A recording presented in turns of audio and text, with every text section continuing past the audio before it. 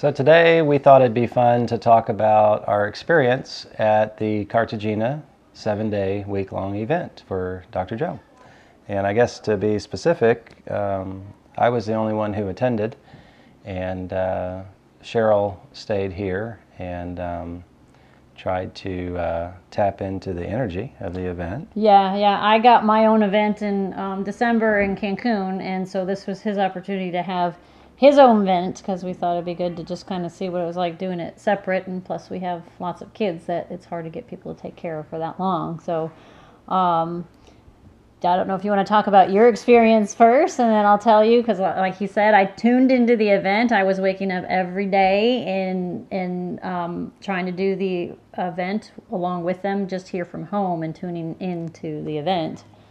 So, yeah, just a quick recap. It was Cheryl and I were together at the Orlando week-long event, and she kind of surprised me with the idea of going by herself to Cancun. And before I really realized what I was going to be agreeing to, I was like, sure.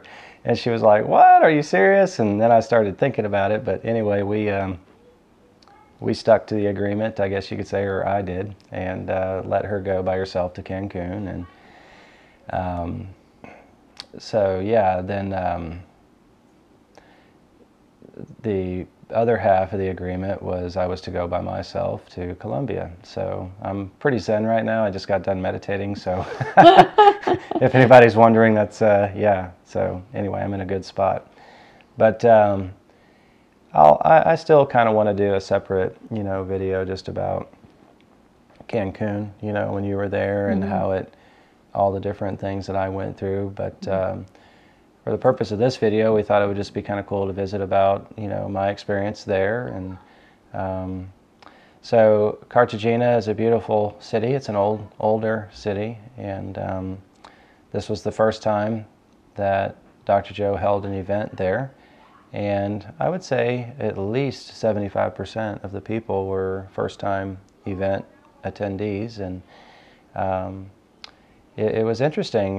For me, my personal experience was able to, since this has been my fifth event, not by myself, but fifth event to attend, I knew pretty well what to expect. And for me, leading up to this event, I've had instances where, you've made a comment about it, where I get irritable, it's like my body is wanting to go to work. My body's wanting to do what my body is used to doing and comfortable doing. And so, sitting in these events, I would get kind of irritable. And I remember Orlando was my second to last event, and I was really happy because I didn't feel that as much, if at all. And so this event was the same way. I didn't have that super irritability.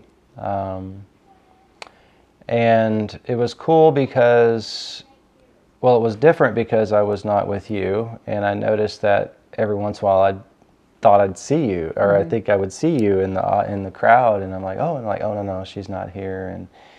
And but it did, the wisdom in going separate, you and I kind of visited about that, and I was coming from the side of feeling lonely and not wanting to be apart from you and wanting this to be a together journey. And you were kind of coming from the angle of, we have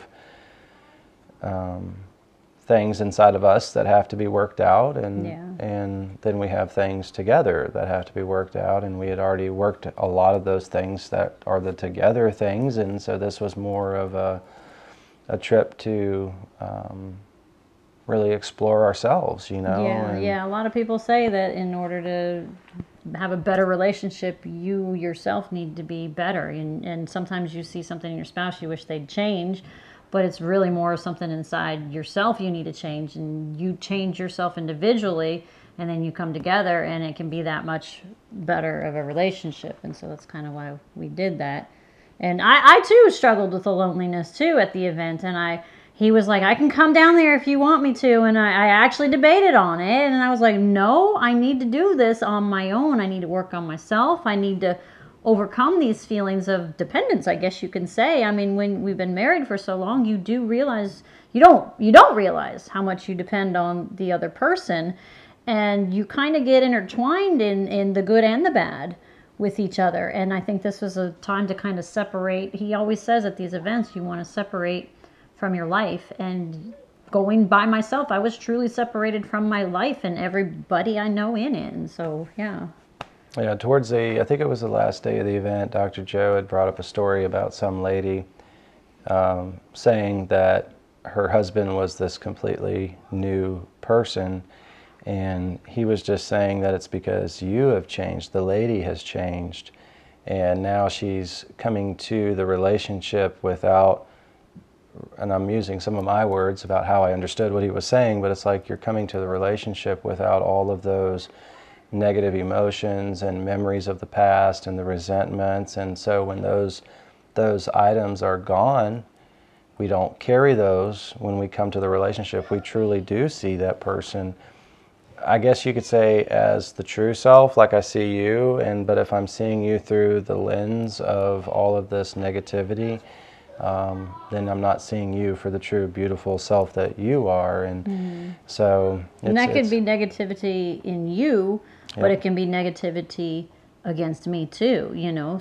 So yeah, I mean, because I noticed that too. There's things inside of me, and it could be something that happened even before, you know, something that happened in my childhood that I'm hanging on to. But I look at life through a different lens, and having that clear helps me see more in him. And so it's very interesting. So it was really interesting for both of us to do that.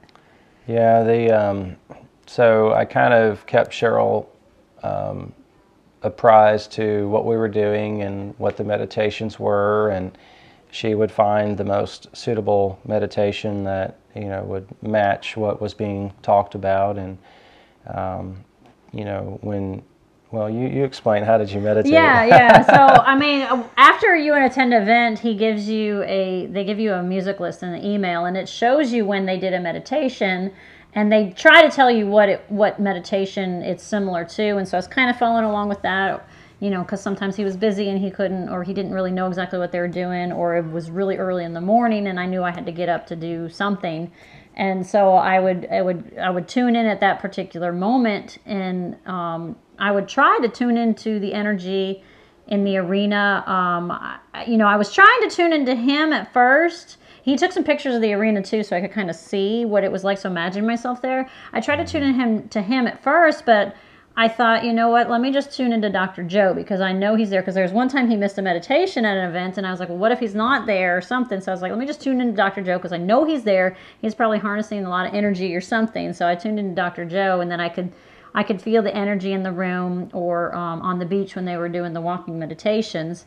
And there was one morning I didn't do the walking meditation because it was 41 degrees and 20 mile per hour winds, and my kids didn't know if I was going to be leaving. I didn't want to leave, because my 6-year-old son was waking up the first few days, and he was doing the meditations along with us, and it was really sweet. I gave him his little headsets and put the meditation on for him, and I don't know if he was tuning into the event, but he thought it was cool, and he's all ready to attend an event. And we'll see, maybe Nashville. Yeah. So it was really cool to tune into the energy, because by the end of the week, I really did feel like I do at an event. I mean, not probably quite as intense, but I still was feeling a lot of energy, and I was getting really deep in my meditations, and I was hitting the breath harder. And I don't know that it necessarily was because I was meditating 3 times a day, or I think it had to do with tuning in the energy, because they say when you're with other people, you feel their energy, because I know they have, like, Coheal International.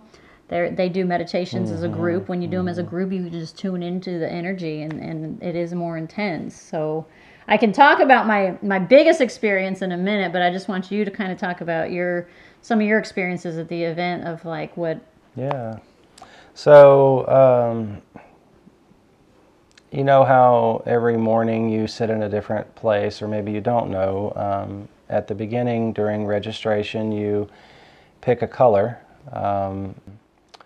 So this, every day they move the colors around so that everybody can get a spot pretty close to the front during the week. And so this particular day I'm coming in and I'm looking for my seat. And since, you know, it's just me and we're not trying to find two seats together, I kind of had some more freedom to, you know, not be all super anxious to get in right when the door is open. And I was just kind of, I don't know, I was just, I guess, experimenting with the unknown, just see what happens. And there was a couple of times where I got a little uncomfortable because it was hard to tell if there was an open seat. You know, people tend to put their extra stuff on the chair next to them, so I'd kind of have to walk around and ask, you know, and some people didn't know if the seat was open, and they'd say, well, I think so, and so I'd pick the seat, and then of course I'd be all nervous that I took someone's actual seat, you know, and so I'd kind of wait for everybody to come back after dancing, make sure that, you know, I didn't take someone's seat, but every time it worked out okay. And this one particular day I sat next to a man, and you know, the way the situation worked out was the seat actually wasn't open, and the man was sitting there, and he's like, well, and the lady next to him said, well, I can just slide down and then you'll have an open seat. And I was like, oh, that was really nice, thank you. And that day turned out to be one of the best, I guess you could say, one of the best seating arrangements that I had, because really became good friends with the guy, and it was his first event. And so, you know how Dr. Joe will be like, talk amongst yourselves about this particular topic, or, you know, turn around and talk to your neighbor, as he says. And so, in the morning lecture, the guy next to me and the guy next to him and we were like a group of three discussing the different topics, and I just let them talk, you know, and I kind of listened. And by the end of the day, they were just asking me, you know, because that day was really interesting. You know, I've been to quite a few events. I understand Dr. Joe's content a lot, but I'm not an expert, and I'm still learning and growing and going through things inside of me. And but that day, he was asking me things, and the words were just coming out. And I remember feeling like, wow, where did that come from? And he was like, wow, that's really awesome, Kyle, or that's such a better way of explaining it for me to understand. And the next day I talked to him, and he was like, you have no idea, Kyle, how what you told me helped me. And it just really touched me, because I was like, wow, I guess I do know what I'm doing, and I can help people. And it felt fantastic. And then another big moment was during the walking meditation. It was the second one of the retreat. It was That's the heart opening one, number 10. No, it was the noble walk, number 9. Yeah, we did the that was noble third walk. one, And for those that have done it, that's where the breath is. You're doing the breath, and you're standing up, and you pull your hands from energy center 1 all the way up to your 5th center, and you hold your breath and arch your back. And the whole Push point, all that energy in your head. the whole point is to try to move energy through the energy centers to your 6th center. And I've always struggled. You know, you have some videos about doing the breath, and you've done really well at that, and I've had trouble with the breath work, and I do it, but I just don't get the same effect. And so at this particular walking meditation, we trying to remember how it all worked, because I was out there first. I was like one of the first ones. I think they had a meditation in the morning, and then we went out for the walking meditation, and I just got out ahead of everybody. And I was actually kind of nervous, because I was like, I'm going to do this, you know, I'm going to ring my bell, really get into it. I want to be so I wanted to be that guy, you know, that you see the picture of. He's all like just passed out on the beach in bliss. And so I guess you could say that's part of the recipe, right? Is just really wanting it. And so I'm standing out there, and there's not that many people, and I didn't see any volunteers yet. And so I'm like, well, you know, do I want to pass out and nobody's around? And like, why not? You know, Yeah. just do it. Who cares? You know, I just said, let's do it.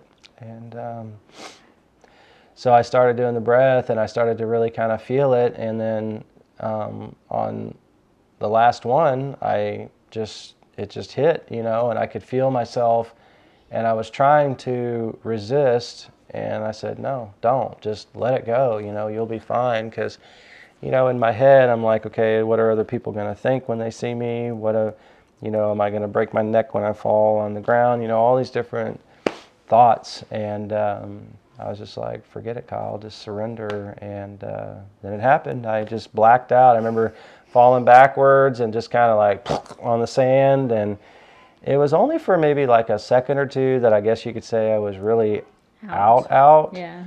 And then I just had my eyes closed, and I had an awareness of where I was, and I just felt happy. I was like, I really don't care. Did you have a big old grin on your face? Because I know when I've hit that, I just lay on the ground. I'm like, I probably did, you know. And then I kind of opened my eyes just a little bit, and I was like, no, I don't want to get up yet. And that's when I kind of saw the shadow of, I guess you could say, a volunteer kind of circling around, make sure I was okay. And then I kind of started to stir, and that's when she came over to help me up. And then, of course, then the walking meditation happened, and I felt so good. I just felt so elevated, and I was like, yes, this is awesome. And then, of course, the second half of that walking meditation, you do the breath again, and I didn't black out, but I got close. And then later, Dr. Joe was, you know how he gets up and he's like, so proud of you guys today, and he says, I saw these people doing this, and I saw these people doing that, and then he brought up what I felt was me, and I was like, was he watching me? Because he's like, and I saw guys out there, and he described me to a T, because like the second half of that walk, I was doing the breath, and I was getting really into it, and then it would hit, and you'd be kind of like, you know, you'd kind of stumble a little bit and maybe fall to one knee, but you'd get right back up and do it again, you know. And he's like, that felt awesome. I want to do that again, you know. And so that was really cool.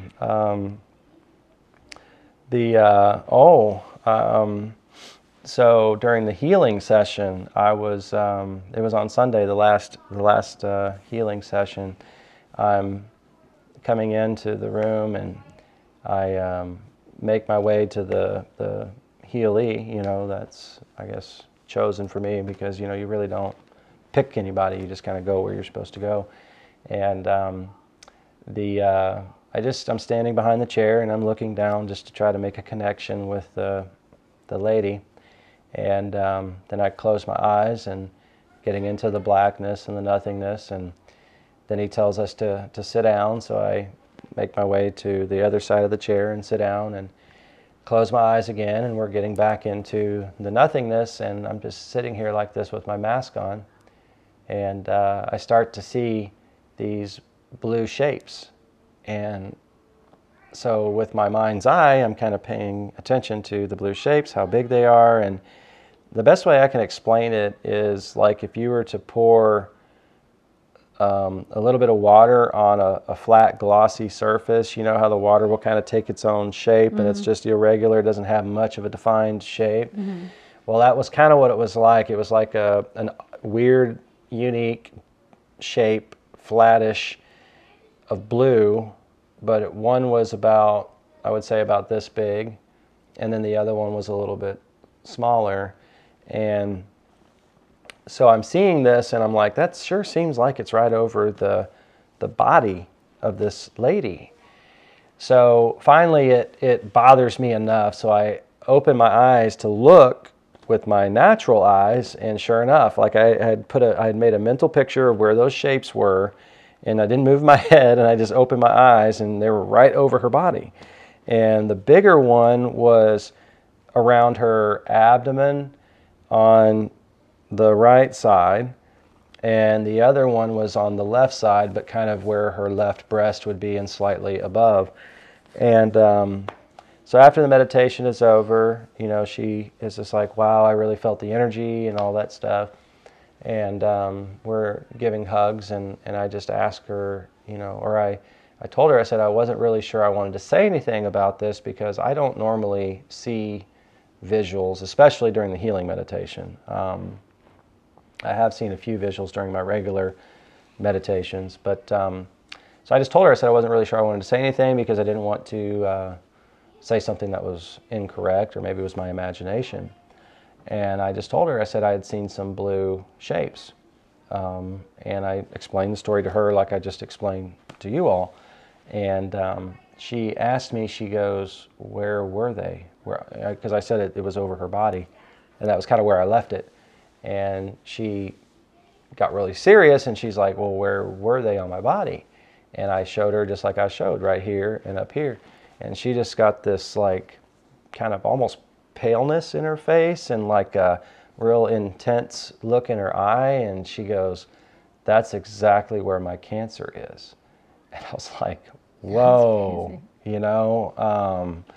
So those are just the you know, some cool synchronicities. I'm sure I'll think of some others, but let's let you share your. Well, your stuff. I don't know if I want to talk about the healing first or my walking meditation. He was talking about the healing, but I want to go back to walking meditation 6. That one's always been a really good one for me. That's invocation, evocation. Yeah, sorry. He knows the names. I know him by the numbers. Number 6 is.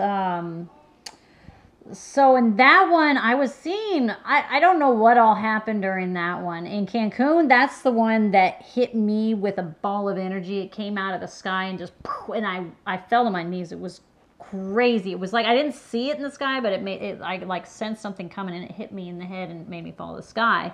And I hate going into the meditation again, expecting something big. I'm like, ooh, I got hit with a big ball of energy. What's going to happen in this one? So I tried to like let that go. But it still was really intense for me. I was seeing a lot of colors. At first I was seeing green and then it turned to blue. And all throughout the meditation, I was seeing things and feeling a lot of energy and seeing, like, even with my eyes open, I was seeing like sparks and things. And then I got to this point where I think we closed our eyes and I saw a kaleidoscope. I'd never seen, like I've seen, one time I saw something that kind of looked very, very vivid, just different shapes and things like that. But this one was, and I've seen very faint, I guess you could say, kaleidoscopes and like, oh, is that kind of, you know, it's kind of cool looking. This one was a lot, it's the most vivid I've ever seen. It's not like if I was looking at a TV screen right now, but it was still a lot more vivid. But it was all red. It was like shades of red and it was just like really, really cool. And then all of a sudden it changed to purple. And now I can't even remember. I'm getting all the meditations confused. If it was this one or if it was number 9 maybe. But I remember I was just sobbing. I think it was this one. Sobbing and laughing at the same time. I think it was this one. Just laughing. I was like, ha, ha, ha, at the same time. And I started thinking, what if people are walking by me on the beach? At least he's there with like all these other people that are being, you know, because there's been onlookers kind of like, what are all these people doing? But here it's just me alone and people walking on the beach by our house. And like, is this woman okay? She's like, ah, you know. So, but it was really intense for me during that one. But I think the most transformative thing or whatever most amazing experience that I had was during the last healing, like he said. And for some reason that last healing of the whole event always seems to be really powerful, I think, because everybody's just, they've learned how to harness the energy and stuff.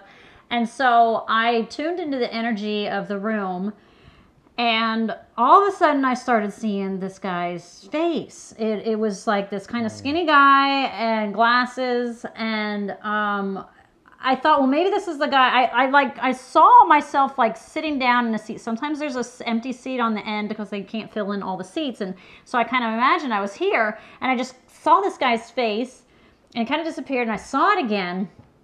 And I thought, okay, maybe this is a patient. I'm sitting in front of this patient. They call them patients. And maybe maybe I need to heal this man or something. But then I kind of like looked down and there was a lady with darker hair. And I'm like, okay, well then who's this man? And I realized he's sitting in front of me. And so then I did the healing and I was feeling a lot of energy and I kind of felt connected to the group. It was almost like I was in a group there, which I thought was really, really cool. And then a friend of mine was at the event, and she was posting a lot of pictures. It was kind of neat because I kept looking every day just to kind of get an idea what the event was like, and she was putting up more pictures than he was.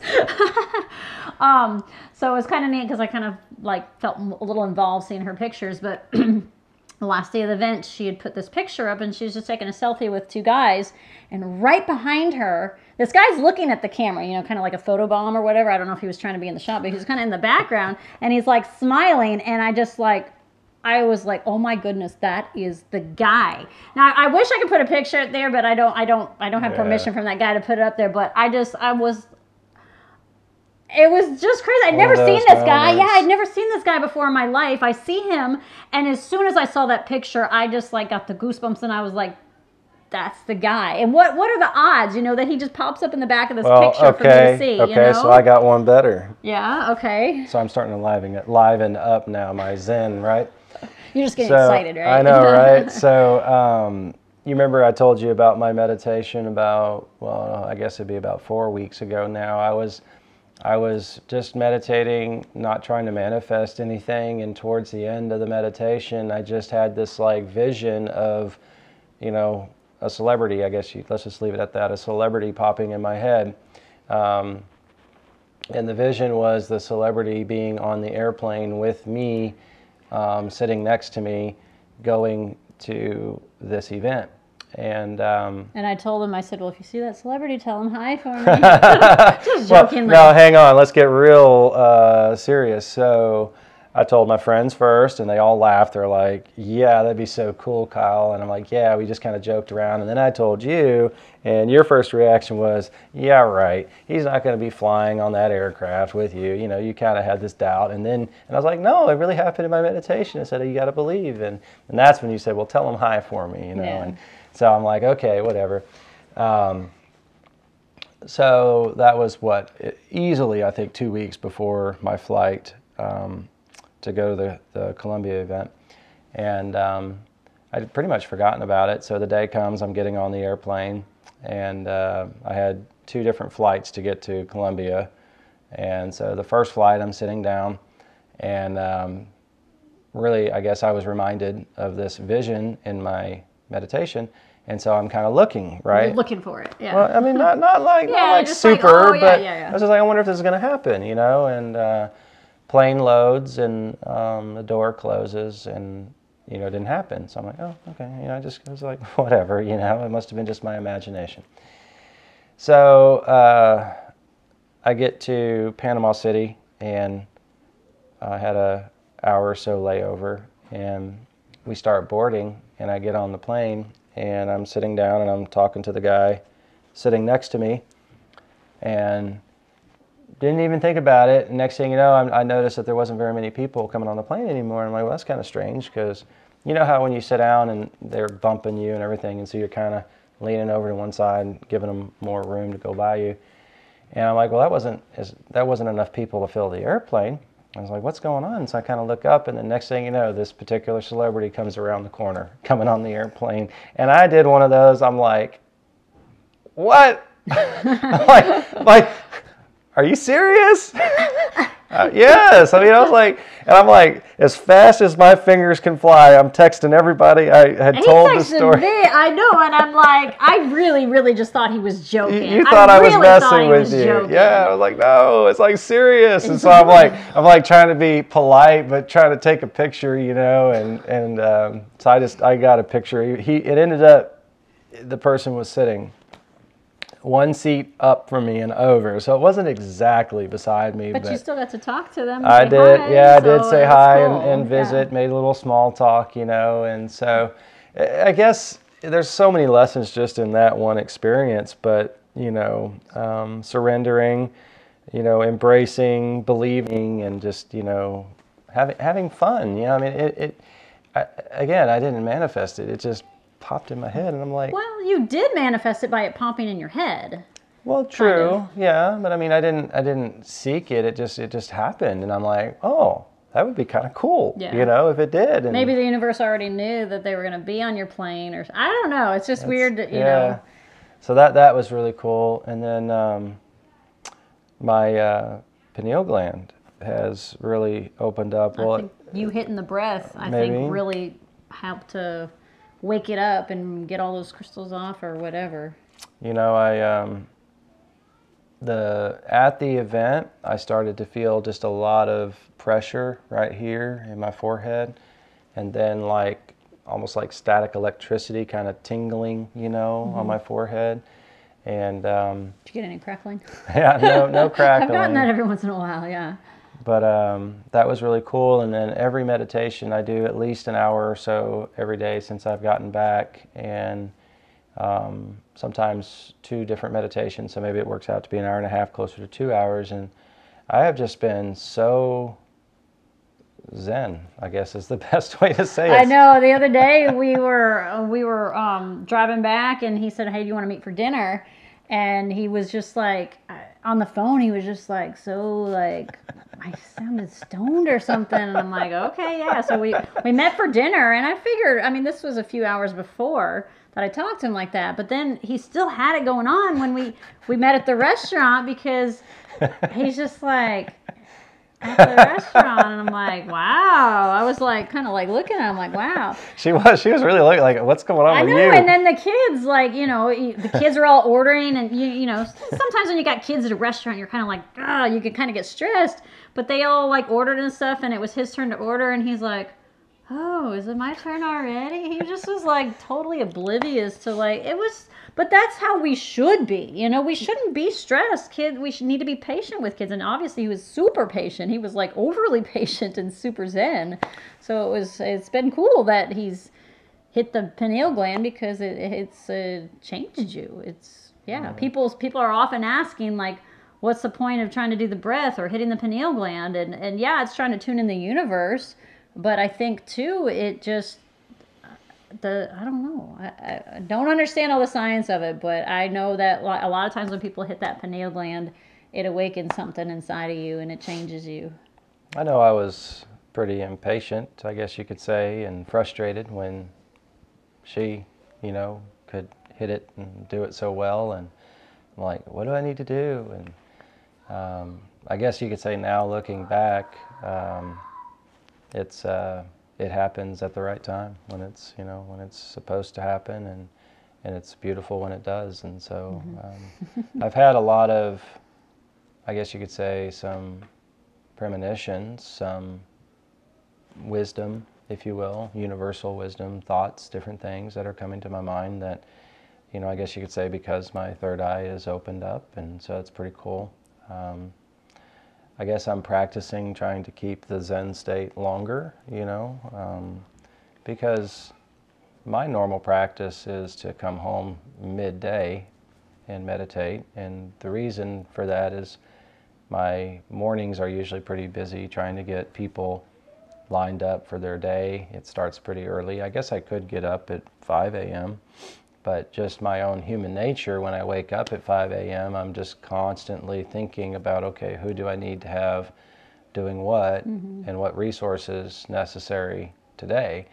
And usually by 7 a.m., it's already phone calling, different stuff like that. So by around lunchtime, everybody's kind of in the throes of the day and are pretty well ironed out to where I could shut my phone off for a couple of hours. And so that's been my habit. And so where was I going with that? I came... I don't know. You've been awakened and... yeah. See, I don't know where you are. Just listening. But... too zen, too out there, still out there in the universe. I'm like, where'd it go? Where'd it go? Where'd it go? Where'd that thought go? Oh. Yeah, earlier I was practicing the breath, and he was asking me too. Because he was like, you kind of seem like you're not here, and I'm kind of like, yeah, because I was kind of zen, and I was like... Oh, that's where Is that what you're going to talk about? Okay, well, there you go. The thought came back. So it used to be where I would meditate and I'd feel really good, but it would go within like 10 minutes or something, because you go right back out into the real world. And, you know, Dr. Joe talks about that, trying to... do it with your eyes open. Yeah, that's why the walking meditations are so helpful, is because you're trying to train your body to be in that trance-like state and everything else while you're mobile, basically. And always be in that mode, yeah. And so the last 3-4 days, that's been my purpose and intention and conscious effort is to, okay, I'm starting to feel that. And I wonder what people are thinking when they look at me. Like even Dr. Joe talks about that. It's like, okay, I'm over here practicing the body electric while somebody's ranting and raving at me on a Zoom call or something like that. And so like the other day I had to write a check for a guy after my meditation, and I could have swore he looked at me like he's like, have you been doing some drugs, man? The way he was the other day, like I said. It's like my pineal gland is producing some great pharmaceuticals.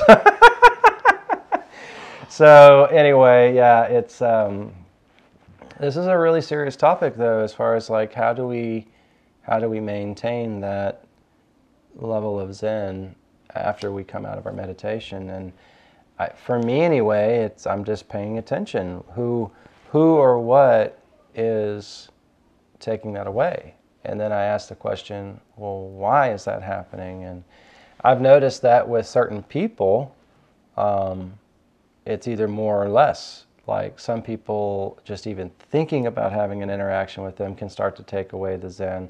Other people, it's not as prominent. And it's just it's a curious little exercise, you know, or should I say big exercise, because I want to be this way all day. But it's funny you say that, because it's like those people, it's not those people.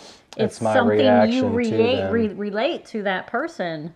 Because you can have some guy be rude to you at the grocery store and you're just like, whatever. But that one particular person, it's like you think about that person and something triggers inside you and some connection that you need to let go of, I guess. There was a guy the proverbial guy who pulls out in front of you in traffic, right? It was I don't need to get into all the details, but it happened. And it was just, what, a day or two ago? And I was talking on the phone and I was just like, okay, you know, I was like, hello, dude. How are you? Namaste. And it felt great. I was like, yeah, it whoa. does. Instead of getting pissed off, why get pissed off? They're probably, I don't know, the reason they did it is probably far worse than what you're feeling. So just let them do whatever they need to do. Don't let it get to you. So. Yeah, it's been a fantastic journey. I was one of my friends that I actually met at I think it was Cancun. Mm-hmm. Yeah, Cancun last year, and then I've seen him at 2 other events since then, but we've become real close, and he was accepted to be a volunteer at Cartagena, and so I want to do a Dispenza chat with him and talk about that experience, so that'll be coming up. We've all been kind of getting settled back in after the event, and you know, dealing with our bodies being tired, exhausted, and you know, some purging. I didn't mention that, but yeah. I had purging. Go ahead. I'm sorry. Yeah, it's okay. We both had purging. She didn't attend the event in person, but she attended in the quantum field, so to speak, and she had body purging going on, and I had body purging. This time it was a little unique. I hadn't had bowel purging, if you will, just to keep it simple and light, but that was the first for me to have that happen, and kind of caught me by surprise. I thought it was something else, and I was like, yay. In fact, that's like first time, for me, it was the first time to be excited about it. I'm hey, something's going on. I get that at almost every event, so I'm getting used to it. And it's usually by the end of the week, but I had that going on at home, and I was very, very tired. That's another sign that I get super tired, body's weak. You almost feel like you have the flu a little bit, and it's tiring. All I have to say is just the Dispenza community is truly a beautiful community, and there's been so many opportunities that we've had just with people that we've met, opportunities to meet awesome people, and then the opportunities that come out of that. I think we both can say that it's been fantastic. Yeah, life-changing. It really is. You know, ourselves have grown and changed. Even our kids, they've gotten the side effects, I guess, of us changing. We've grown as a couple. Yeah.